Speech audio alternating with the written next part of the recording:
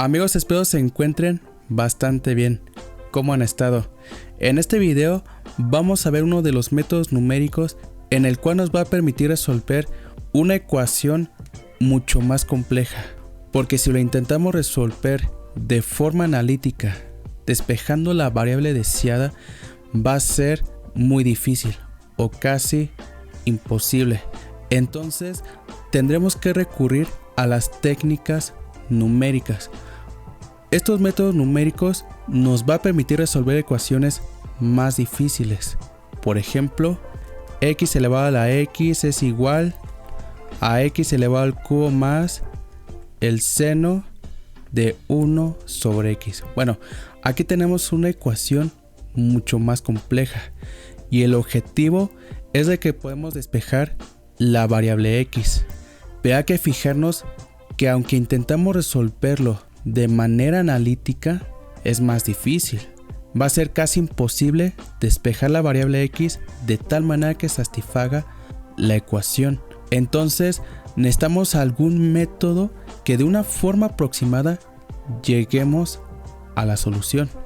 O también puede ser esta ecuación: la exponencial de x más x es igual a 3. Un ejemplo. Posiblemente en esta ecuación de forma analítica sí se pueda resolver, pero de igual manera el método numérico nos va a servir para que podamos hallar la solución de x de una forma aproximada y de tal manera satisfaga.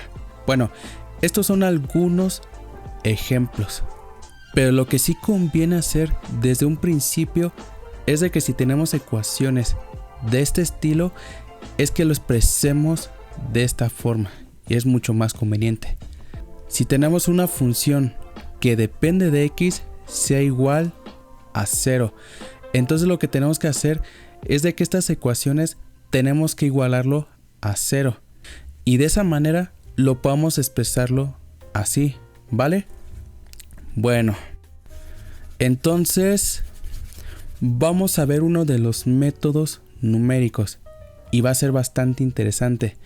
Y no solamente vamos a ver la teoría, sino vamos a implementar el código en MATLAB para que tengamos una idea en qué consiste.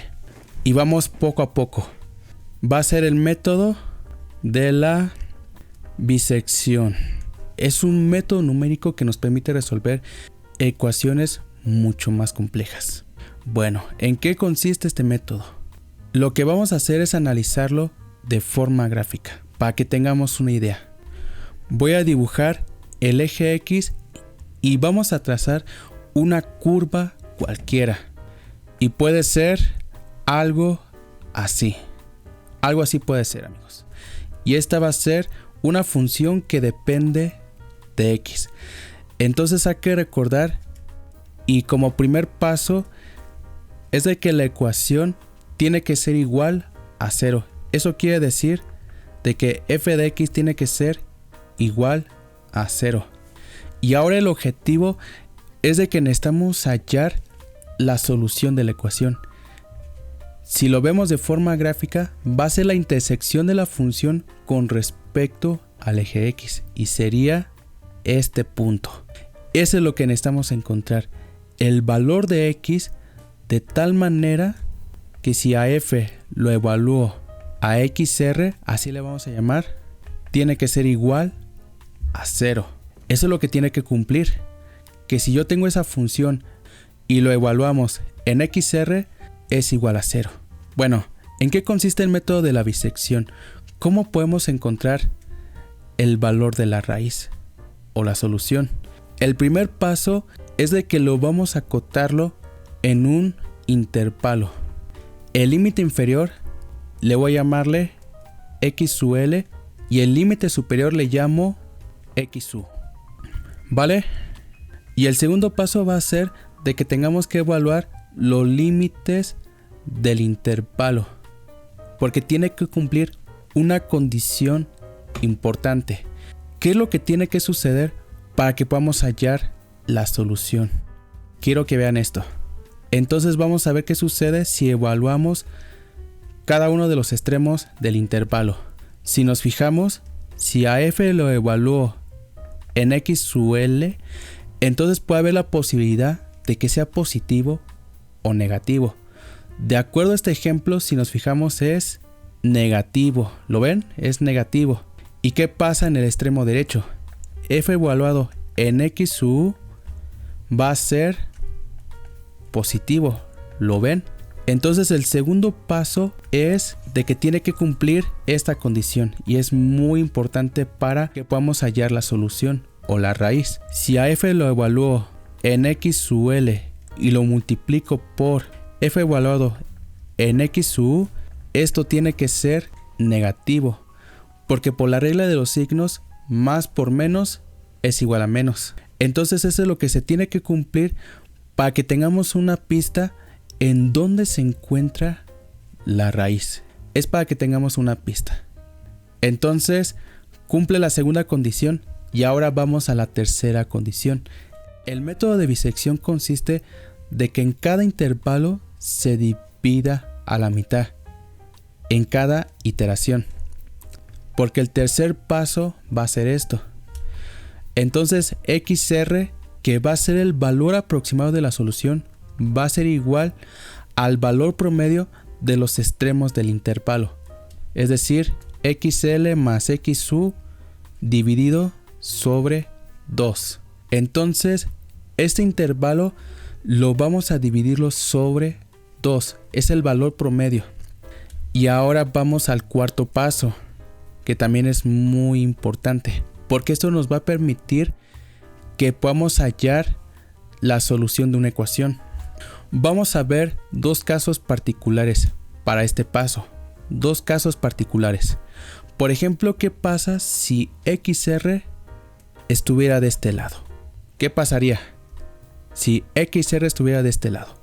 Yo puedo elegir un valor de referencia, el que yo quiera. Puede ser XL o XU, cualquiera de los dos. Por ejemplo, puedo elegir XL. Y lo que vamos a hacer es evaluar la función para estos dos valores. Entonces tenemos un caso de esto. Si f evaluado a x sub l por f evaluado a xr es un valor positivo, y si nos fijamos aquí, vean, f evaluado en x sub l es negativo y f evaluado en x sub r también es negativo. Entonces por la regla de los signos, menos por menos es más, es un valor positivo. Entonces, ¿qué es lo que sucede si cumple esa condición? Eso es una condición o una sentencia. ¿Qué pasa si cumple esa condición? Entonces lo que conviene es de que XR sea igual a X sub L, porque es el valor más cercano de la solución XL. Ese va a ser un primer caso. Ahora vamos a ver el segundo caso. Segundo caso. ¿Qué sucede si XR estuviera de este lado? ¿Qué pasaría? Estoy tomando como referencia XL. Eso hay que recordarlo. Claro que por ejemplo podemos analizarlo para XU. Puede ser cualquiera de los dos que tomemos como referencia. Ahora vamos a suponer que estuviera aquí. Entonces, ¿qué sucede si determino f evaluado en XR? Sería un valor positivo. ¿Lo ven? Y f evaluado en XL sería negativo. Entonces, negativo por positivo sería un valor negativo. Sería un valor negativo. Entonces, si yo tengo f evaluado en XL por f evaluado en XR y esto me da un valor negativo, entonces lo que conviene, amigos, es de que XR sea igual a XU, porque es el valor cercano a XR, XU, es el valor más cercano. Entonces yo tomé como referencia XL. Claro que también hubiera tomado como referencia XU. ¿Qué hubiera sucedido si hubiera tomado XU como referencia? ¿Qué sucedería? Por ejemplo, en vez de que sea XL aquí, fuera XU. Voy a cambiar los subíndices. Entonces sucede lo contrario. Por ejemplo, si f igualado a XU por f igualado a XR fuera positivo, si ahora estoy tomando como referencia y lo marco con otro color, XU. Entonces aquí me convendría que XR para este caso fuera XU. Entonces aquí, por ejemplo, nada más cambia su índice. Aquí sería XU, pero aquí sería XL. Porque estoy tomando como referencia XU, ¿vale? Entonces nada más cambiaría de esa manera. Pueden elegir cualquiera de esas dos formas, pero en este caso vamos a tomar como referencia XL. ¿Lo ven? Y entonces lo que va a suceder es de que en cada iteración el intervalo se va haciendo cada vez más pequeño, más pequeño, más pequeño, más pequeño, y hallaremos la solución de una ecuación. Entonces para eso nos va a servir este método. Bueno, algo que también es muy importante que calculemos es el porcentaje de error, de tal manera que comparemos el valor exacto con respecto al valor aproximado. Y se puede definir de esta forma. Existen dos tipos de errores. El primero es este. El error absoluto va a ser igual al valor absoluto del valor real menos el valor aproximado. Se puede escribir de esta forma o también escribirlo en forma de porcentaje. A esta cantidad se multiplica por 100. Puede ser así. Es el porcentaje de error absoluto. También está el porcentaje de error relativo. Y sería esto. Va a ser el valor absoluto de 1 menos el valor aproximado sobre el valor real. Y esto se multiplica por 100. Porque ¿qué es lo que sucede? Y lo escribo aquí. Si el valor aproximado se está acercando mucho más al valor real, entonces en este caso el porcentaje de error absoluto se aproxima a 0. Y lo mismo sucede con el porcentaje de error relativo. Se aproxima a 0. Se va a aproximar a 0. Y eso es lo ideal, amigos. Que el porcentaje de error cada vez sea más y más pequeño. Porque así nos vamos a dar cuenta que estamos obteniendo la solución de la ecuación. Si el porcentaje de error es cada vez más pequeñito, más pequeñito. Eso es muy importante. Porque si en un laboratorio se está realizando distintas pruebas, sí es necesario que se aplique el porcentaje de error absoluto para comparar más que nada el valor teórico con respecto al valor experimental. Es decir, el valor calculado con respecto al valor que se está midiendo. Es muy importante el porcentaje de error. Entonces, en un método numérico sí es necesario que calculemos el porcentaje de error. Es muy importante, amigos. Ahora vamos a aplicarlo para este caso. Necesitamos calcular el porcentaje de error relativo, que sería, hay que recordarlo, 1 menos el valor aproximado menos el valor real. Si desarrollamos esta resta de fracciones, también lo podemos escribirlo así. Y será una forma ideal. Va a ser el valor real menos el valor aproximado sobre el valor real. Ahora hay que notar en este método numérico que en cada iteración estamos obteniendo un valor diferente de XR, de tal manera que nos estamos acercando a la solución o a la raíz. Entonces en cada iteración va cambiando XR, porque primero se hace ese cálculo, que sería esto.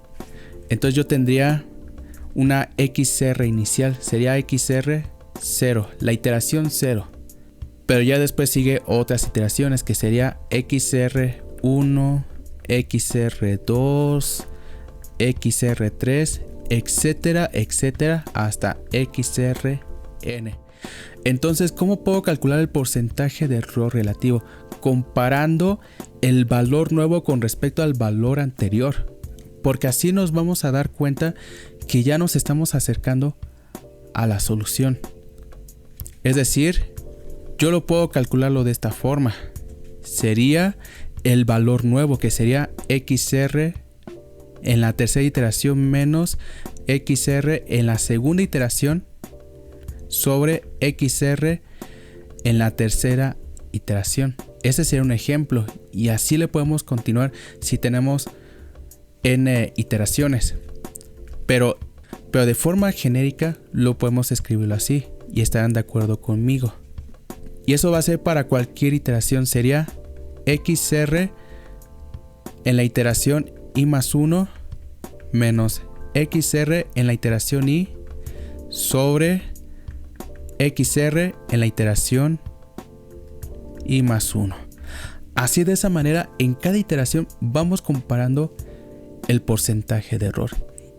Y la idea es de que veamos que cada vez se va haciendo más y más pequeñito. Bueno, ese es el cálculo del porcentaje de error relativo, que es necesario. Pero también algo que es muy necesario, y ahorita acabo de quitar hace un momento las ecuaciones, es con respecto al criterio de paro. Eso es lo que también estamos a establecer, el criterio de paro. Y eso nos va a indicar el número de iteraciones que se requiere para llegar a un error deseado. Por ejemplo, si yo quiero establecer un error absoluto de 0.008, entonces ¿cuántas iteraciones se requiere para llegar a ese error absoluto deseado? Bueno, ¿cómo lo puedo calcularlo? Eso también es necesario. Entonces nos vamos a fijar qué es lo que sucede con este método. Voy a calcular el error absoluto deseado en la iteración 0 y va a ser la diferencia de valores de xu en la iteración 0 menos xl en la iteración 0, y esto será equivalente a delta x en la iteración 0. Porque ¿qué es lo que sucede en la primera iteración? Este intervalo se divide a la mitad y obtenemos el valor de xr. Entonces obtenemos el valor de xr suponiendo que anda como por aquí más o menos a la mitad. Y luego, ¿qué sigue? Entonces ahora se elige un subintervalo, ya sea de xl a xr o desde xr a xu, cualquiera de los dos subintervalos. Por ejemplo, vamos a suponer que cae en el subintervalo izquierdo, desde xl hasta xur. Entonces, ¿qué pasa? Se va a dividir a la mitad. Entonces yo puedo hacer este cálculo, amigos. El error absoluto en 1 sería delta x 0 sobre 2. ¿Están de acuerdo? Porque se va dividiendo a la mitad. Y así le podemos continuarle en cada iteración.